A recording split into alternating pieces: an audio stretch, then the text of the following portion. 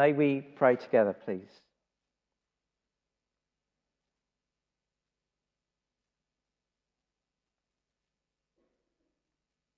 Help us to come closer to you, that we may see you for what you are like and who you are. That we would allow your light to shine on us. That we would worship you with our lives, our hearts, our minds, our souls. Come to us, Lord, as we pray in Jesus' name.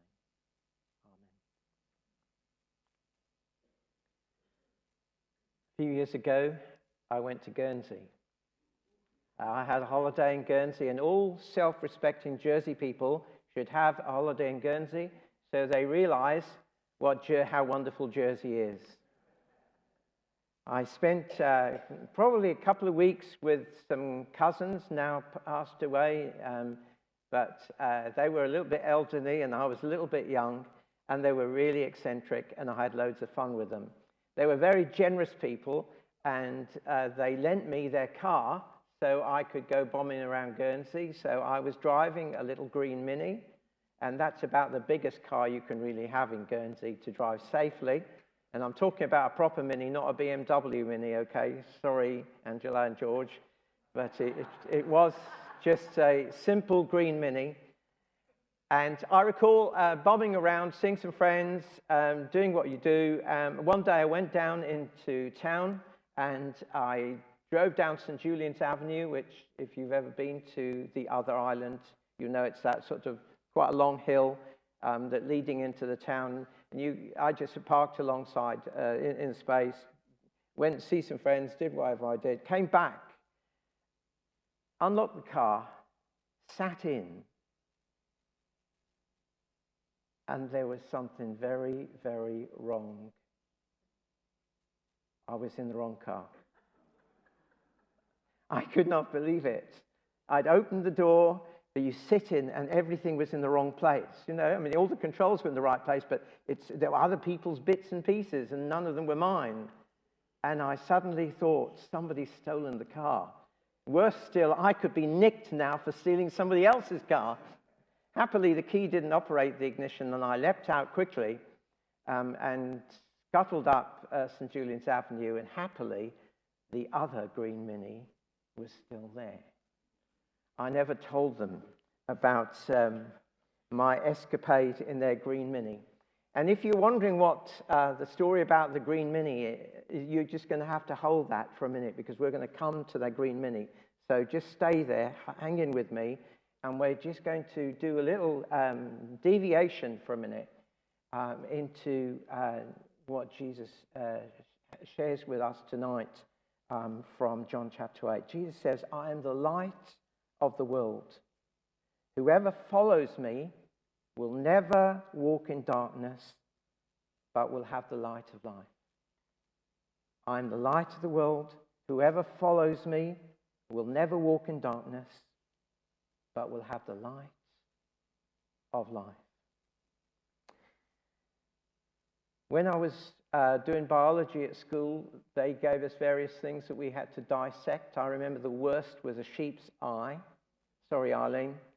But because we've got 2 sheep in our field at the moment, in formaldehyde, and you take it out and it stings your fingers and it smells horrible. We had to dissect all sorts of things, but I'm sure everybody's done that sort of thing in biology. And what I wanted to do just for a minute is to actually dissect this verse, because I sometimes like doing this, because I pick out things and understand things maybe in a different way. And maybe you'll run with me in this little journey. I am the light of the world. And my first impression is that Jesus is non-negotiable. It's very direct. I am the light of the world. And just by saying that, he's almost saying, nobody else. Nobody else. Come to me. I am the light of the world. Second impression is I am. And every Jewish person will have known the story of the Exodus, the rescue. And Jesus, Jesus is sort of bringing them back into those early days of rescue. Why? Because Jesus himself is bringing rescue to his people. And so he brings in this idea of rescue, and he takes them back from it into their history, into the call of Moses, when Moses has one of his first arguments with God. And he said, well, the people won't understand me, the people won't believe me. Who shall I say has sent me? And what does God say to Moses? Tell them, I am has sent you. And is it any coincidence that where Jesus is doing these number of these I am sayings in John's Gospel, every one begins, I am, I am, I am. It's like he's taking the identity of God upon him, and he's bringing in the idea of rescue, of hope, of salvation. So that's my second impression. My third impression is Jesus saying he is the light of the world, and I'm thinking now of Genesis. At the very beginning of the Bible, at the very beginning of creation, God creates the heavens and the earth. What is the first thing he then creates? Light to shine in the darkness. And it's almost like Jesus has taken them not just to this rescue plan, he's taken right to the beginning, and he identifies himself with the light that God has brought into the world to bring shape and vision, and so that people could see. And if we could just stick in Genesis for a little minute, and we move it after creation, and we talk about the whole creation, and we talk about God's first, the best that he could offer, which was the best, his foretaste of heaven. It was Eden, the Garden of Eden. And the Garden of Eden was where his light shone, where not only could first man and first woman see each other and see the world around them, but they could see God. Jesus said, I am the light of the world. Whoever follows me will never walk in darkness, but will have the light of life. And at the beginning of John's Gospel, it's in John's Gospel, he talks about Jesus being the life. When he says, in him was life, and that life was the light of men. The light shines in the darkness, but the darkness has never understood or overcome it. Right at the beginning of John's Gospel, he brings this into this theme of light, and he links it with life. Jesus said, I am the light of the world. Whoever follows me will never walk in darkness, but will have the light of life. Now, I hope you don't mind repetition, but sometimes repetition reinforces it. I would like to feel that when we have left this church this evening, and we've gone home and we're mulling things over a cup of tea at 10 o'clock, okay, after you've watched Death in Paradise, which is what we're going to do. Sorry, part one of the last one. That you will be able to recall this verse. Okay? After 1, 2, 3. Jesus said, come on, you can do better than that. I am the light of the world. Whoever follows me will never walk in darkness, but will have the... Okay, that's really encouraging. Now, can we do that just once again? Jesus said, keep going.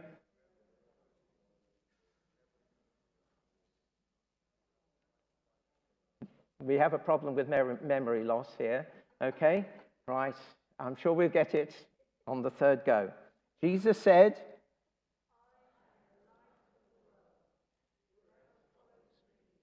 never.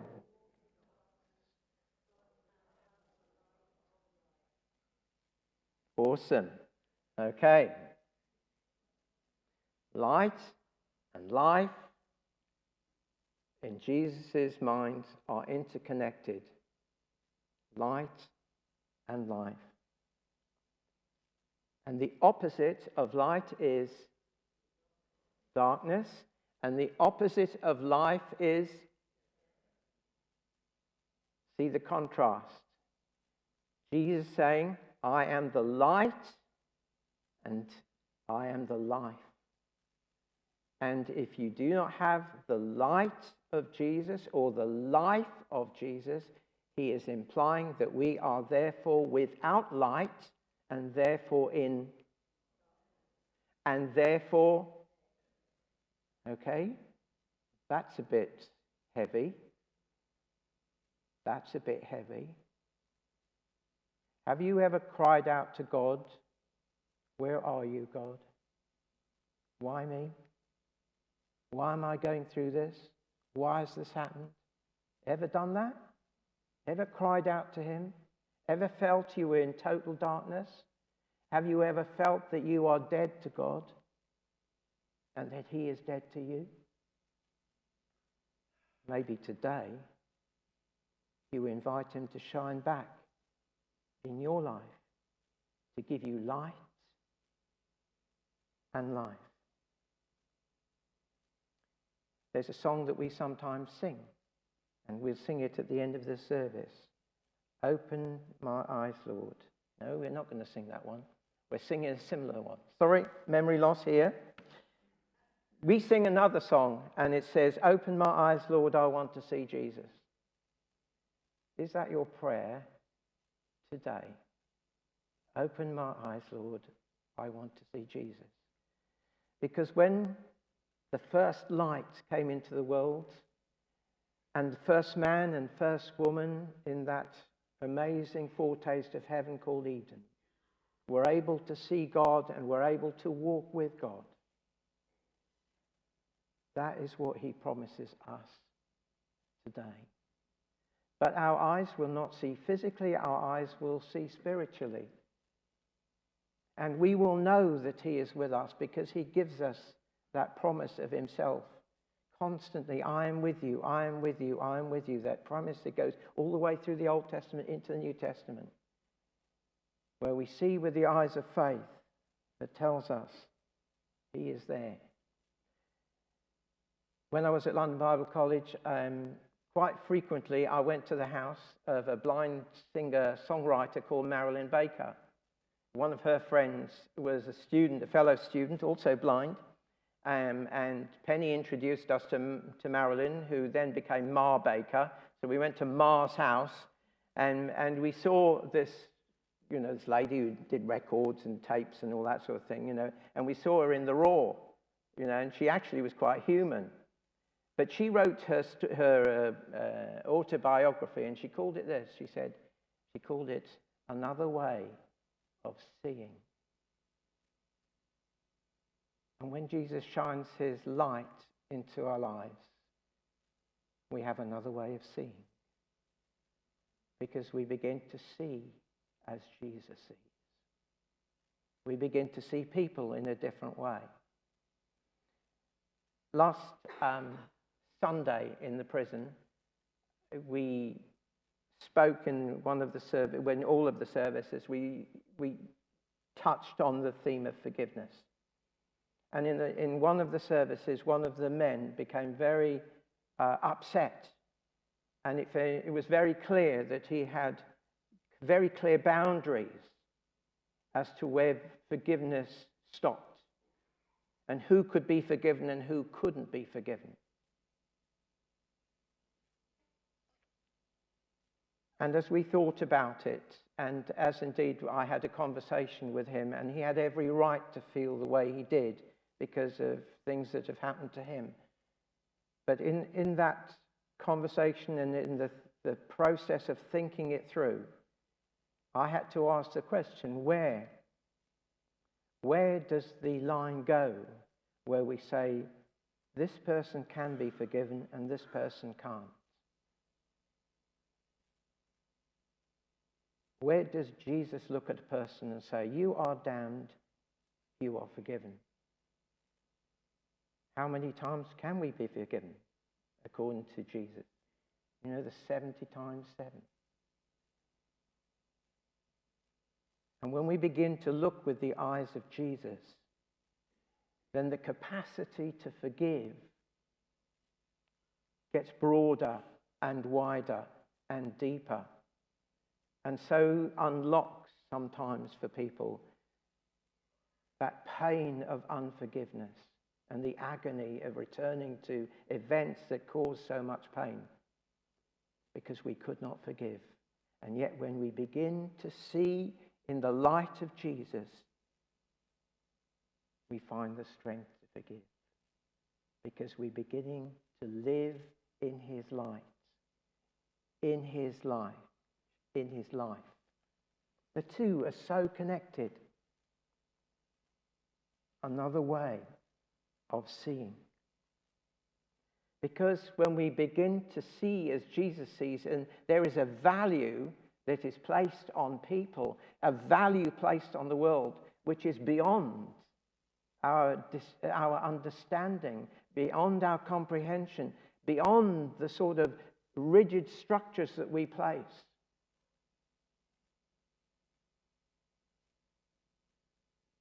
Because we are people of inestimable value.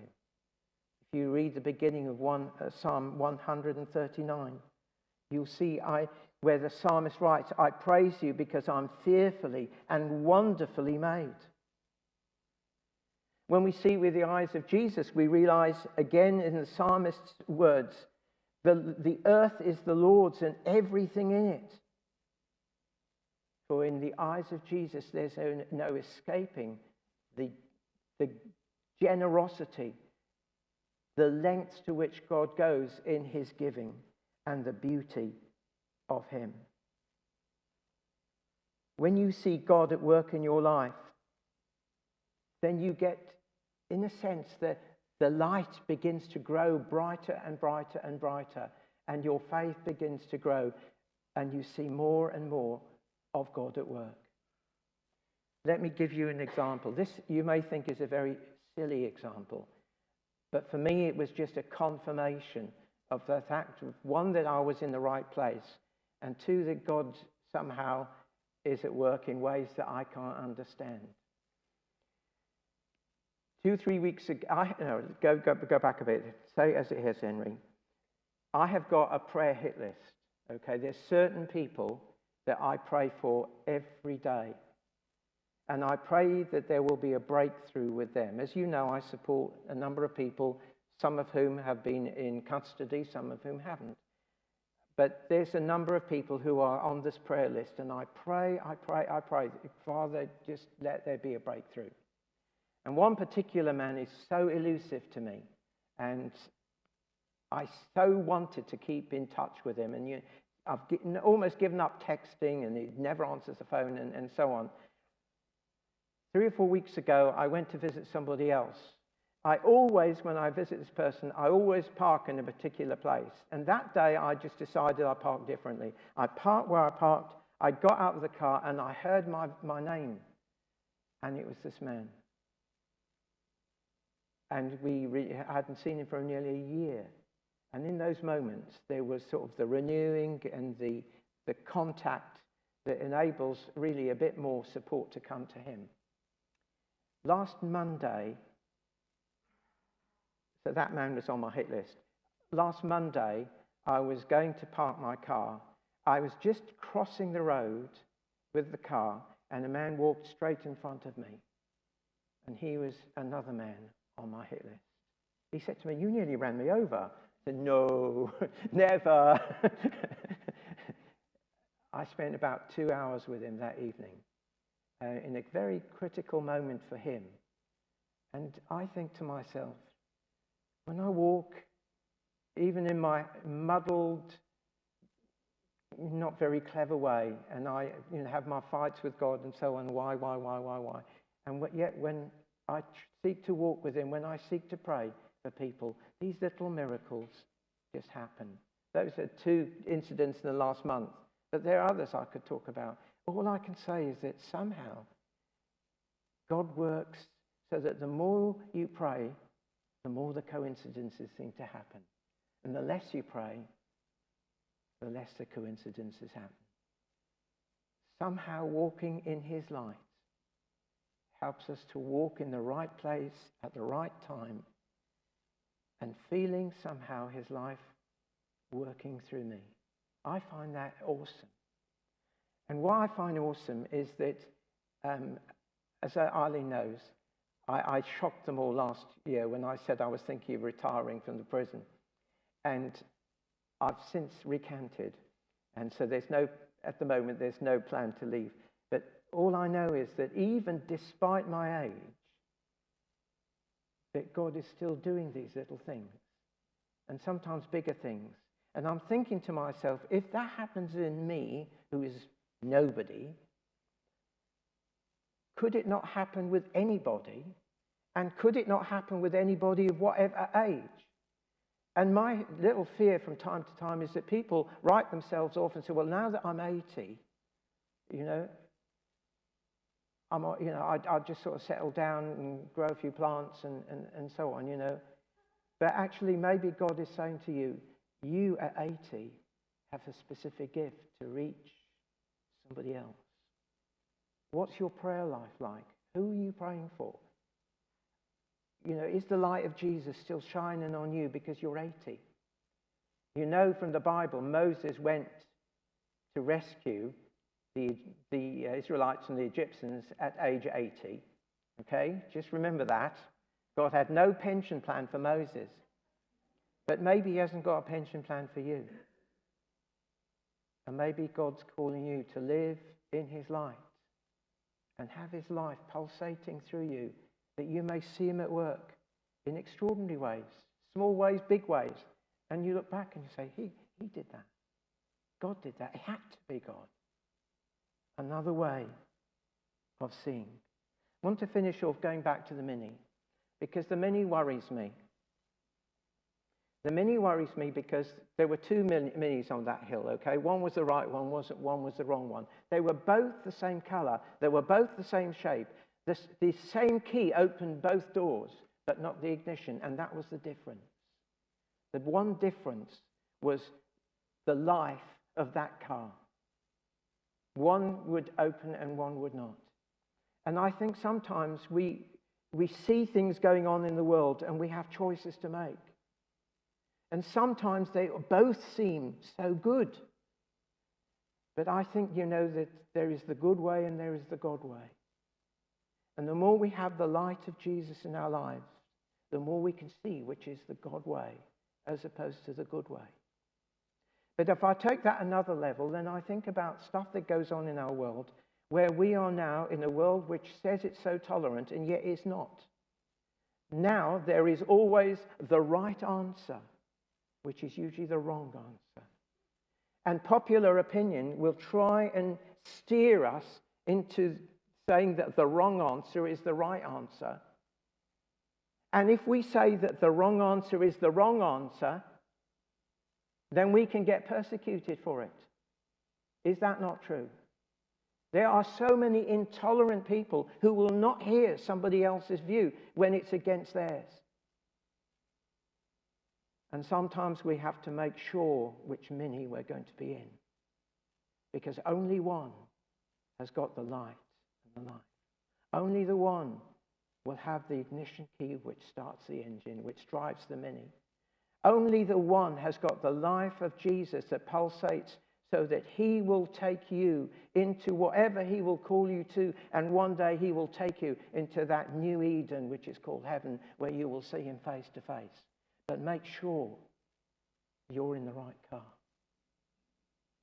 Because there are things in this world which are wrong. And it's easy to go with the flow and to say it's okay. So you will have an easy ride. And you think you're doing God's will because it's what other people say is okay. But be sure it's what God says is okay.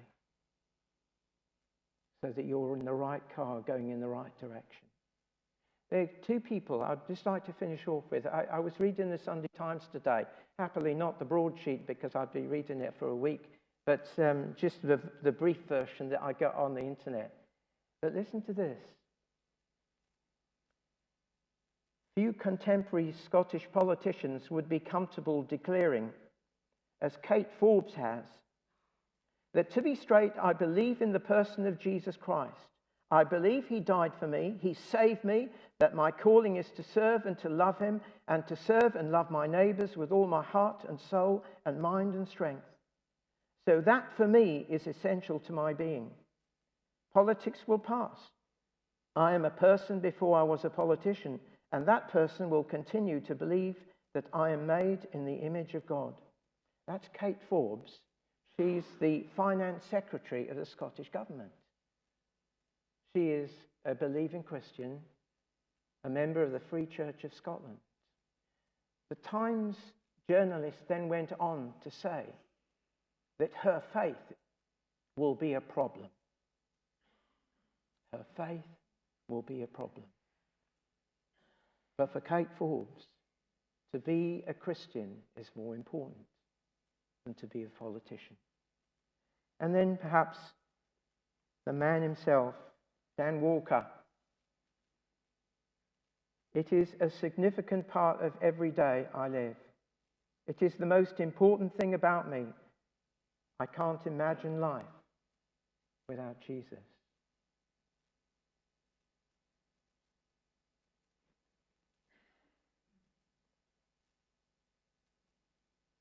Will you let Jesus' light shine in your life? That he may show up, maybe stuff that you've buried a little bit, that you're not happy with. May his light shine so that you may also see him as he really is. And that the stuff you thought was important to you, but actually is just plain what's called sin, is something that you can just cast away, because to love him, to see him, to walk his ways is so much better. I read somebody saying that actually the more you get closer to God, it's like you just don't want to sin anymore, because what you have of him is just so special, so real. It was C.S. Lewis who wrote this in the book called The Joyful Christian. Aim at heaven and you will get earth thrown in. Aim at earth and you get neither. Jesus said, I am the light of the world.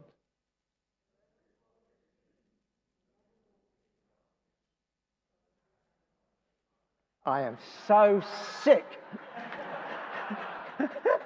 Take that down. Take that down. Stop cheating. I was just watching your eyes. I knew. Thank you. Right, let's have the real version. Jesus said,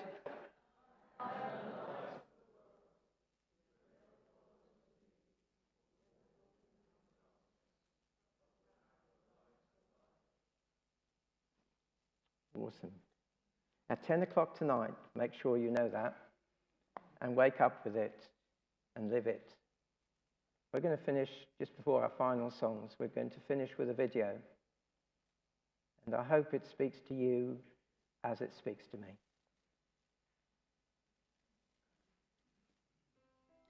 Brothers and sisters, we are always courageous, although we know that while we are at home in the body, we are away from the Lord.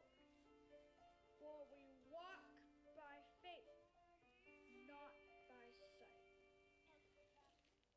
Christopher Duffley was born in May of 2001. He's actually the son of my youngest brother and his girlfriend.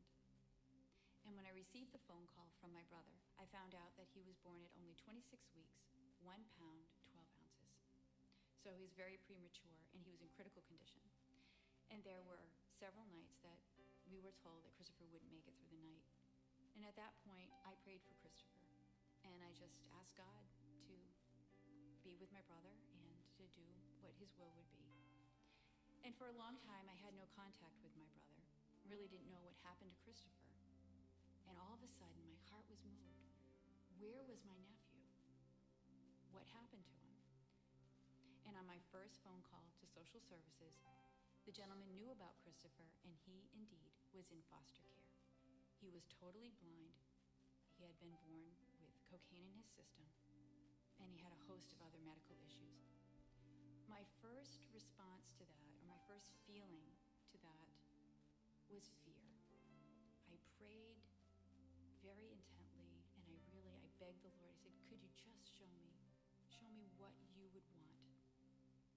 And he did. He answered in my heart. He told me, do not be afraid, that I will take care of everything.